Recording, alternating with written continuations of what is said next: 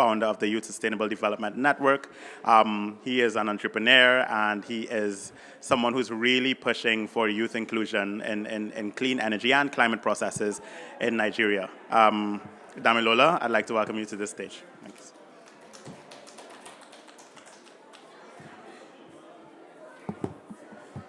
Thank you very much, Akil. First of all, congratulations to all organizations that is pushing towards youth inclusion when it comes to international development at large, because the hallmark of sustainable development, I believe, is to prepare for the future while we're still in the present. Thank you. My name is Damilola Balogun, and I'm the co-founder and CEO of the Youth Sustainable Development Network. And so at the Youth Sustainable Development Network, we focus on 4 things, essentially. Next slide, please. Okay, sorry. Yes, so we focus on 4 key main parts. First is advancing knowledge on sustainable development. So my personal philosophy is that when people know better, they are able to do better. And so the ability to be able to achieve a sustainable world comes from building capacity of young people. So in that line, our key priority is advancing knowledge on sustainable development goals. Second, we also do policy recommendation. So we work on policy recommendation through a generational lens. What do I mean?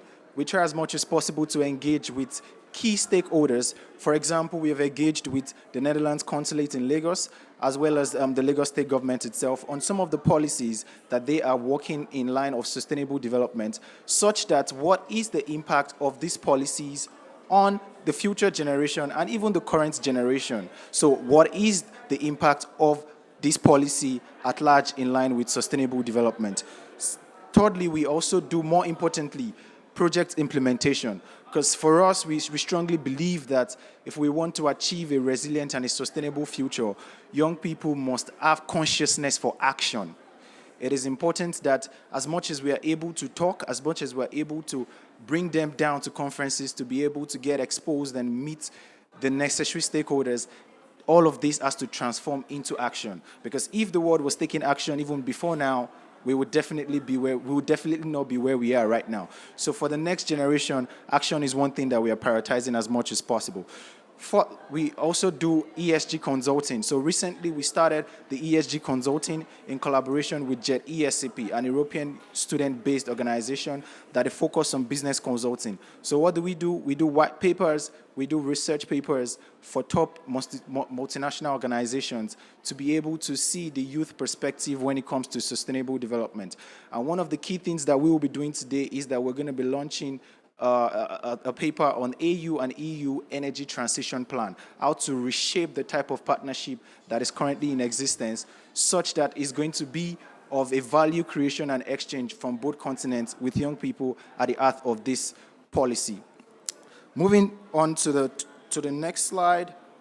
Yes, so the section 2, essentially, for the purpose of the Energy Compact, which we recently just joined, we're focusing on 2 key aspects of our mission on the Energy Compact. The first is capacity building. We want to try as much as possible to train over 20,000 youth as far as energy-related courses is concerned. So this year we started the Youth Sustainable Energy Fellowship, and with this fellowship, we're trying as much as possible to focus on green hydrogen and solar. We decided to do this because solar is already existing, which is the present. Hydrogen is the future. Again, we're still in the principle of sustainable development to work with the present so we are able to achieve the future. And so with this curriculum, we have designed important areas as far as capacity building is concerned in energy. So we are looking at policies in order for us to be able to ensure that the next generation have access to digital skills and even negotiation skills, such that the African continent, particularly in this case, is able to negotiate better. Because when you negotiate better, you know better, and you're able to define your stake in the global scheme of things.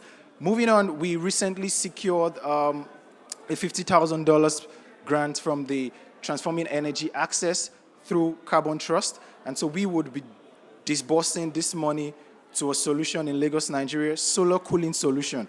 And the innovation behind this is that we are making use of scraps, end-of-life generator. We are converting the casing to provide cooling access for farmers in Lagos, Nigeria. Before this, we also executed a solution in 2021, a solar irrigation for farmers which actually helped to substitute their fossil fuel-powered irrigation with a solar-powered irrigation. And right now, as I speak to you, this solution has helped to increase productivity by 70%, income by 50%, and even reduce over 258 tons of carbon emission. It was on the basis of that that we are able to scale further to be able to get this more recent funding to disburse solution as far as the local community is concerned.